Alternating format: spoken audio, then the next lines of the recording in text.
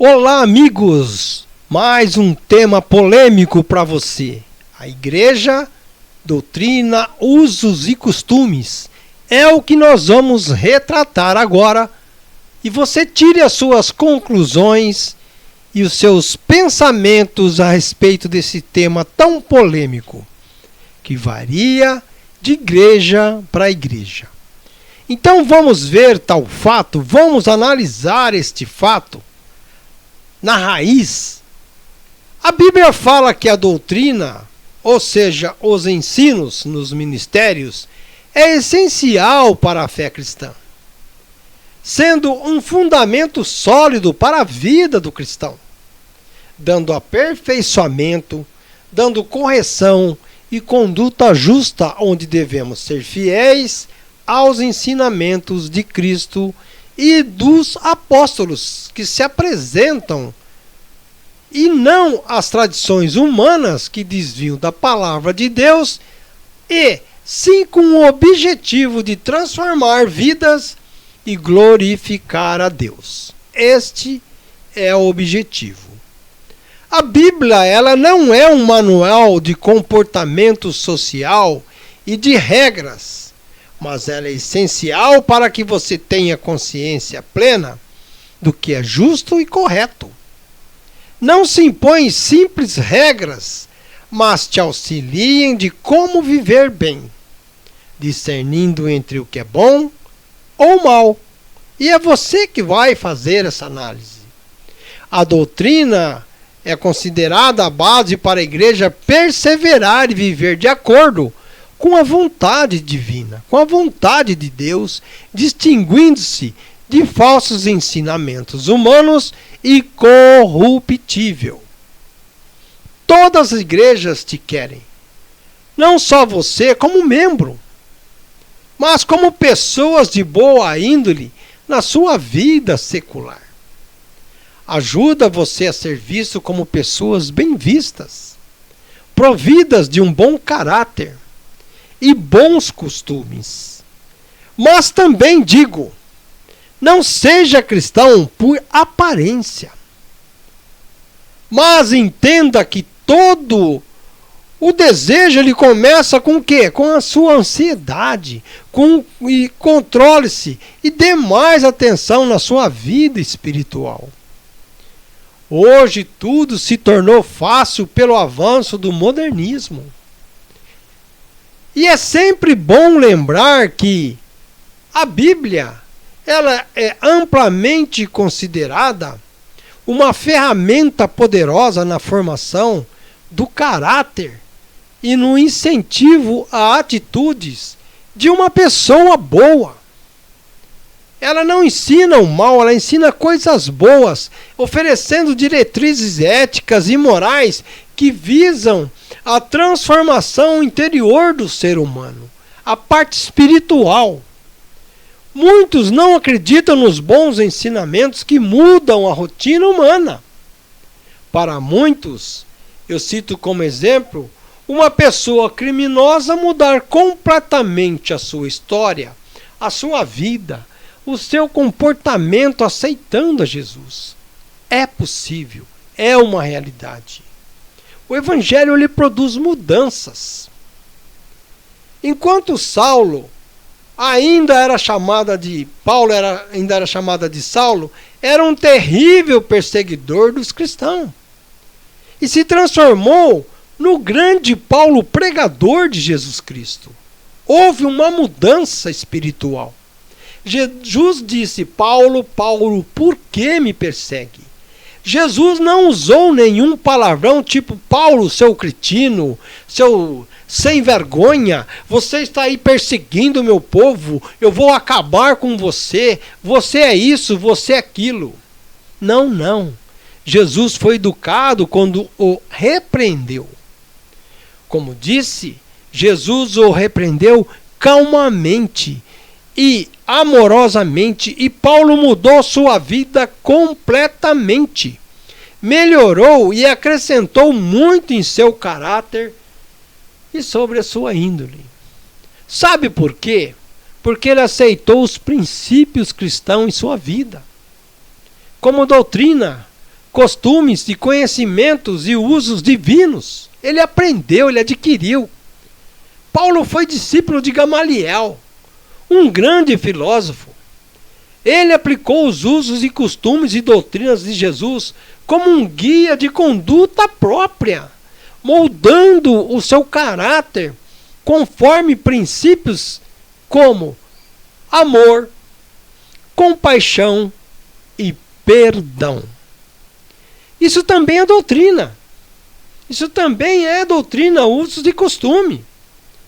A questão dos usos e costumes dentro das igrejas, principalmente e especialmente no contexto pentecostal evangélico brasileiro, é muito bem e é muito sério.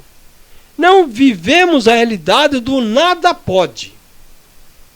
É um tema complexo que envolve tradição, cultura e interpretação bíblica. Mas eu vou um pouquinho mais distante. Agora eu vou generalizar dizendo que a rigidez no uso de regras de comportamento e vestimenta, que frequentemente chamamos de usos e costumes, em algumas igrejas, bem claro, especialmente as de linhas pentecostal tradicional ou fundamentalista, se assim podemos dizer, segue as tradições de sua fundação. Nesta igreja, ela já possui seus conceitos firmados ao longo de muito tempo. Geralmente surge uma combinação de interpretação bíblica conservadora na busca por identidade e desejo de manter a santidade na perspectiva daquela denominação. Ela decidiu isso. Em geral, o tema mais exigido refere-se às normas comportamentais, de vestuário e aparência, como corte de cabelo, uso de joias, vestes femininas adotadas por certas denominações, para promover a melhoria social e a modéstia do próprio fiel da igreja. A psicologia considera o vestuário como um dos primeiros contatos visuais. É o seu primeiro contato visual e é uma forma de expressão, principalmente junto à sensualidade, junto ao seu corpo e junto à sua mente. Você viu a pessoa, você fotografou, pelo jeito dela, você erradamente às vezes você forma até alguma coisa. Ela aborda as vestimentas focado na modéstia, destina no bom senso, em vez de listar roupas proibidas. Como os versículos chaves que inclui lá em 1 Timóteo 2,9, defendendo trajes modestos, em Deuteronômio 22,5, que é a distinção de gêneros e referência sobre a beleza interior, a fim de evitar escândalos, como lá em 1 Coríntios 10,31, em 1 Pedro 4,3.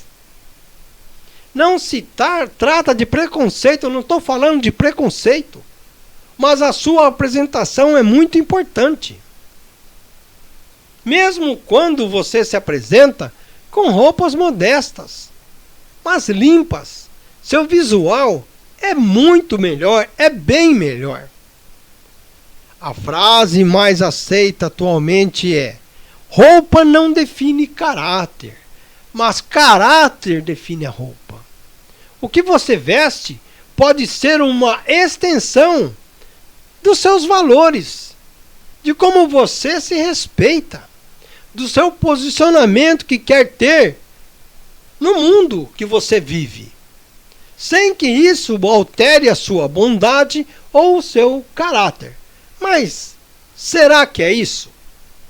Escutamos muito dizer que não é a roupa que mostra o meu caráter. Mas aproveito e deixo claro que não sou preconceituoso. Eu não sou preconceituoso. Apenas estamos fazendo uma reflexão onde a sua opinião é uma questão pessoal como a minha. A sua vestimenta fala, a roupa fala, mas não conta a história toda. Ela é uma ferramenta de alta expressão e comunicação social. É a sua apresentação, é o seu cartão de visita, que pode indicar gosto, que pode indicar moda, que pode indicar estilo e até fase da sua vida.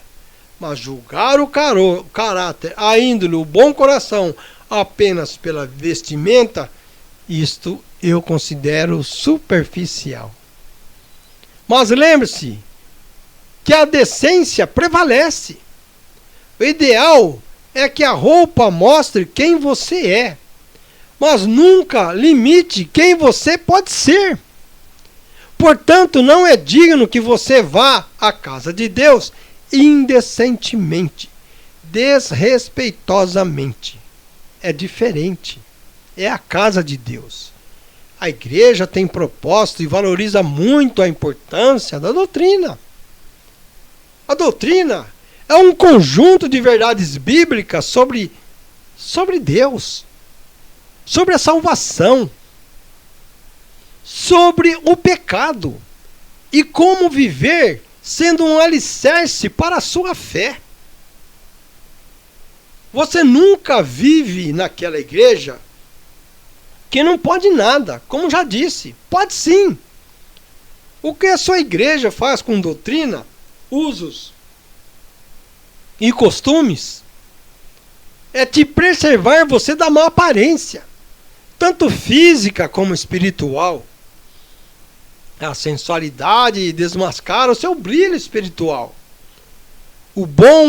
É bom entender que você tem a livre escolha em optar por aquela igreja que você acha mais conveniente e mais adequada para você congregar. Você vai escolher o tipo de igreja. Existem várias. Existe igreja de todos os tipos, todas com muitas diversidades doutrinárias. Escolha a sua.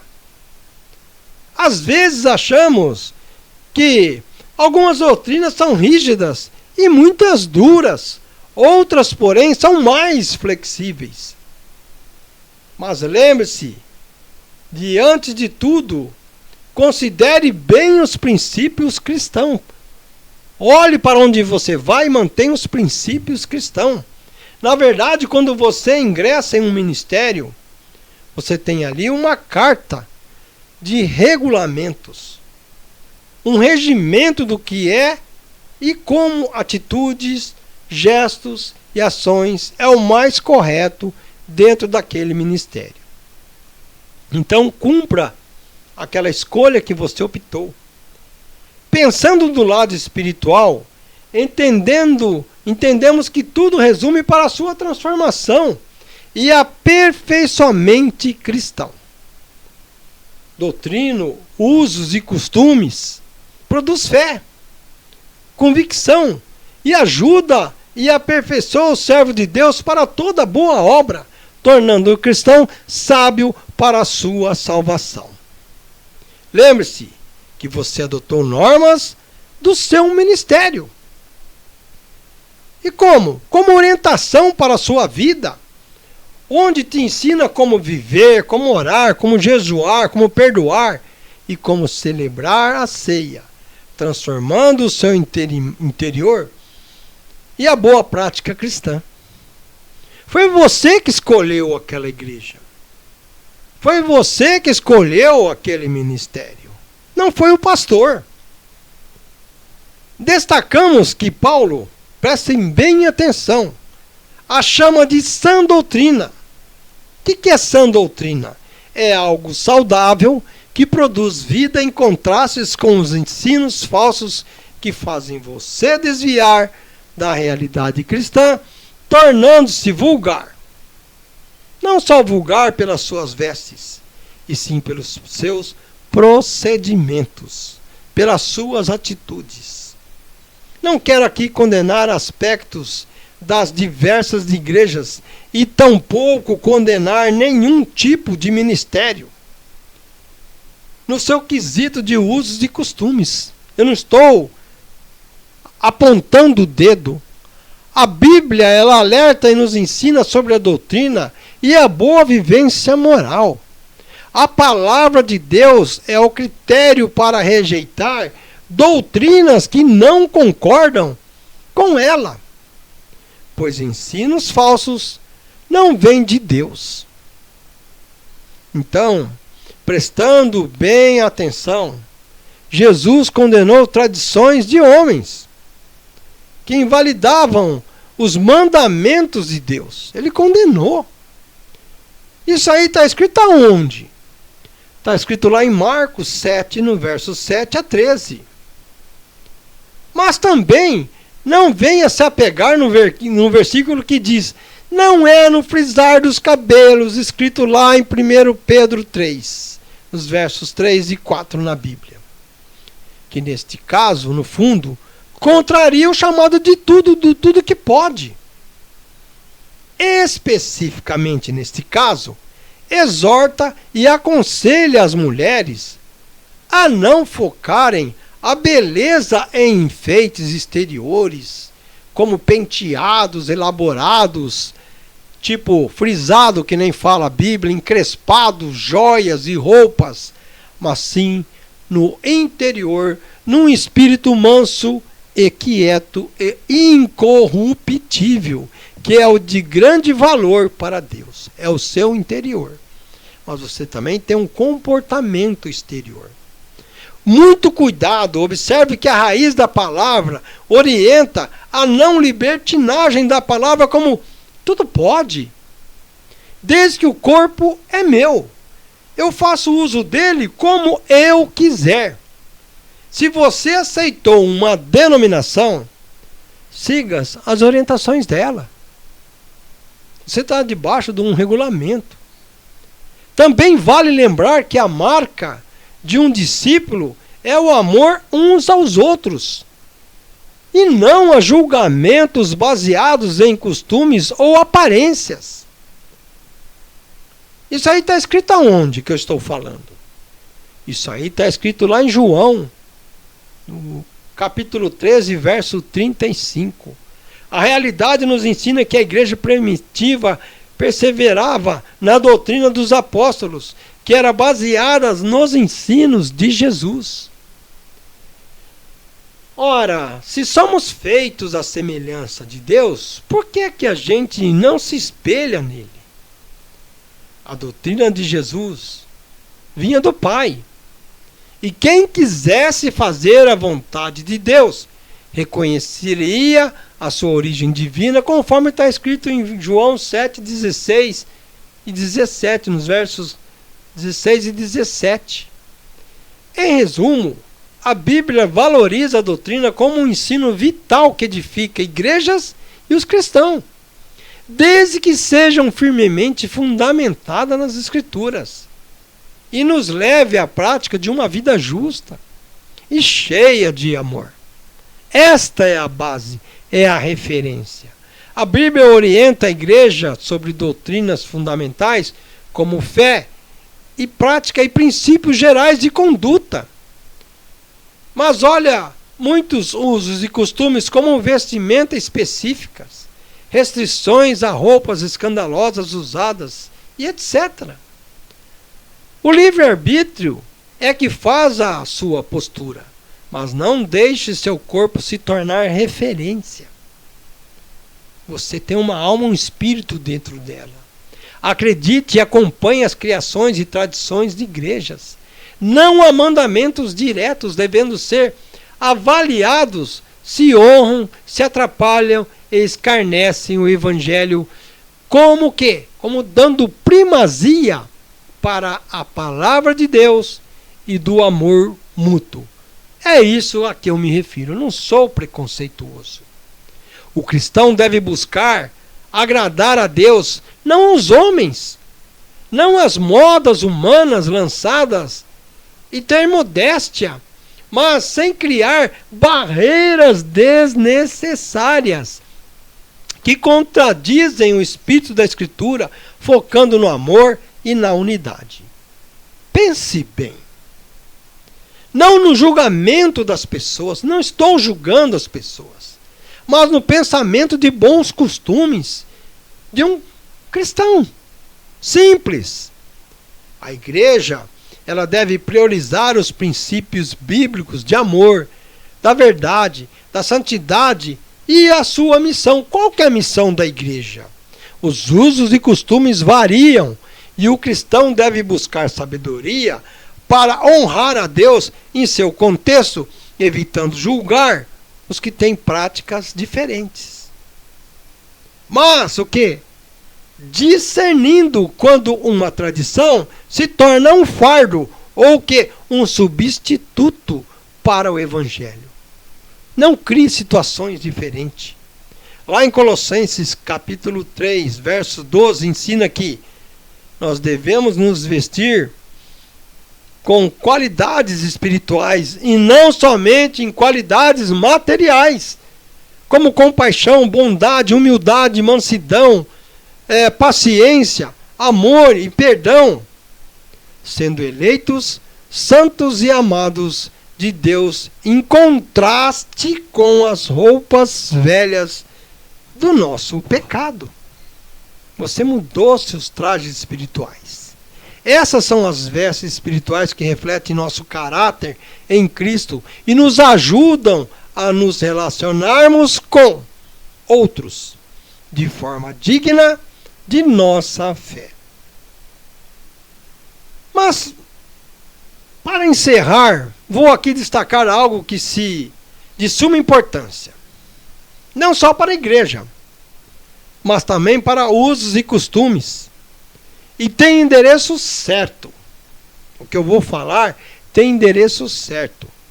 Embora a intenção seja declarada, seja o zelo pela sã doutrina, conforme Paulo falou, das normas e regras do ministério, a imposição de regras rígidas que não têm base bíblica explícita. Preste atenção no que eu vou falar. Como o tamanho de uma saia ou o uso de um adereço. Mas calma, eu vou completar.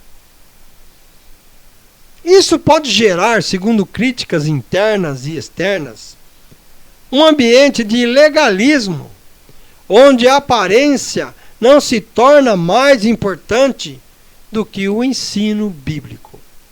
Entenderam agora? Se tudo fosse permitido, imagine alguém fumando dentro da igreja. A boca é minha, o pulmão é meu, eu fumo aonde eu quiser. É correto? É correto escandalizar a Bíblia conforme meu costume, meus desejos? Tudo tem uma postura, tem um limite. Você não se apresenta a um juiz com camiseta regata, com chinelo qualquer, com short, óculos escuros e fumando. Tudo começa quando você respeita o ambiente que você participa. Ninguém também vai à praia de terno e gravata. Entendam as minhas palavras. O legalismo, onde hoje tudo é permitido, amanhã se torna muito pior do que ontem.